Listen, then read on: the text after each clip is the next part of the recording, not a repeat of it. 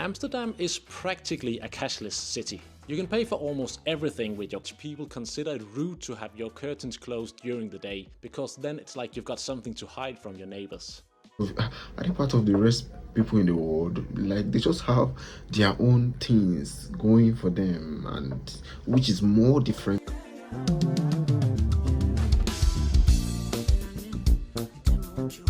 Hello guys, welcome to this channel. Welcome back to another amazing reaction video. So if this is the first time I'm stopping by here, so welcome. Please do not forget to subscribe, like, share, and give me your own thoughts on what you think about this video. So in today's video we'll be looking at this guy, 16 things I wish I knew before visiting Amsterdam. So I would want to know that thing he wish he knew before visiting Amsterdam. I guess you too, you would want to know those things. So let's just dive into this video, and do not forget to subscribe. Let's dive into this video right now. Alright guys, this is the video playing on your screen right now. I've been to Amsterdam quite a few times and recently went back to this magical and kinda weird city. So in this video I'll share some exciting facts and travel tips for the capital of... Wow. So the Dutch find it rude when your window is closed? I think there are lots and lots of things I don't know about the Dutch. Like I think I'm getting to know them now, and I think I like it. I think I need to know more about them. Literally, here in our country, if you even leave your window open, yeah, we can't go around leaving windows open for others to see inside our apartments. But the Dutch don't do that. I live in Copenhagen, so I know the feeling of being on my bike in the middle of the city and seeing this big groove of tourists on yellow or orange bikes and just feel like these guys don't belong here, and they don't have any idea of the fact that people are actually using this bike lane to get to work or get to places that they have to go to. Biking in Amsterdam and Copenhagen is the equivalent of driving a car elsewhere. It's fast-paced, it's purposeful, and most importantly, there's a zero tolerance to pedestrians in bike lanes. So at all times when you're in Amsterdam, you gotta be aware of the kind of traffic that you can't hear, which is bikes, and don't be surprised if you get yelled at if you walk around on the street with no regard of your surroundings. I was also quite surprised how many... Wow, interesting things I'm just getting to know about the Dutch, and I think I'm fully into these people now. I want to know more about them. Let's just dive back again to hear this. People were actually using e-bikes in Amsterdam, so they go fast, and the e-bikes are actually quite stylish and not those phone thief slash drug dealer kind of e-bikes that you see in other cars, or your phone, from tram rides, as I just said, to tiny stalls that sell stroopwafels. I think the Dutch were pretty early adapters of contactless payments, and they actually have one of the highest rates of cashless transactions in Europe. So don't bother taking out euros, just use your phone or your card anywhere.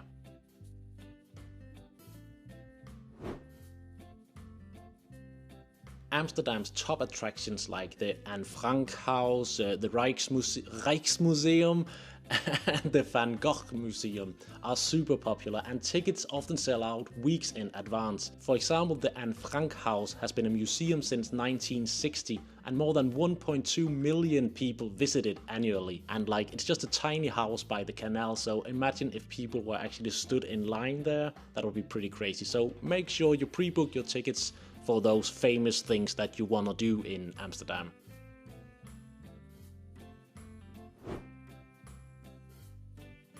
To show you how tiny Amsterdam, or the city center, actually is, let me just throw up this Google map. It shows a walk from the central station and out to the famous 9 Streets, which is one of the nicest areas of town and one that you definitely will want to visit. It's only like a 20-minute walk, as you can see, and that kind of gives you an overview of how small Amsterdam city center actually is. So my tip here is that instead of acting like 95% of tourists who are coming to Amsterdam who will only ever visit the city center, you really should go out to areas like Jordaan and De Pijp, and check out my other Amsterdam video if you want to see some of my favorite parts of the city.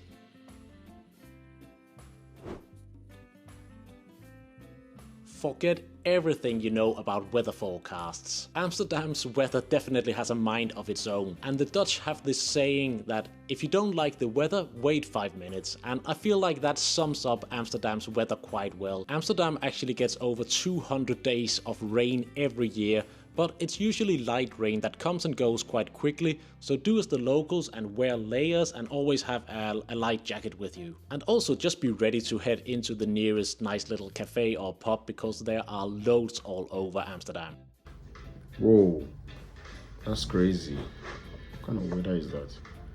Those dreamy tulip fields that you see on Instagram, they are not in Amsterdam actually. They are out in an area called Keukenhof, so you can go on a day trip out there, but just know that you're not gonna stumble upon a little cute tulip field in the city center of Amsterdam.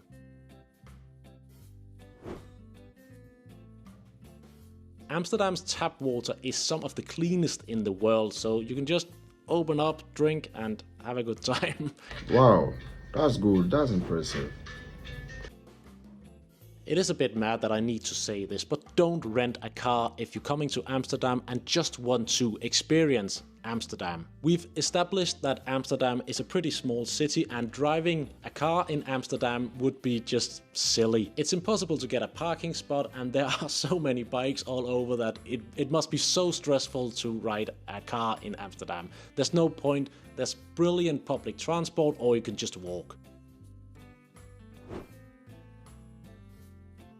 Here's something that surprises quite a few tourists who are coming to Amsterdam. Some of the best Indonesian food outside of Indonesia is actually to be found here in Amsterdam. That is of course not just a random coincidence. It's a direct result of the Netherlands' colonial history with Indonesia. So when Indonesia gained independence in 1945, many Indonesian people moved over to Amsterdam, which of course brought their incredible cuisine with them. One of the absolute must-tries when you're coming to Amsterdam and want to try that Dutch Indonesian food is rijsttafel, which basically translates into rice table. And this was actually one of my highlights of the last trip I went on here, so I definitely recommend this restaurant. But I also read somewhere that there are actually more Indonesian restaurants in Amsterdam city center than traditional Dutch restaurants, so you are spoiled for choice.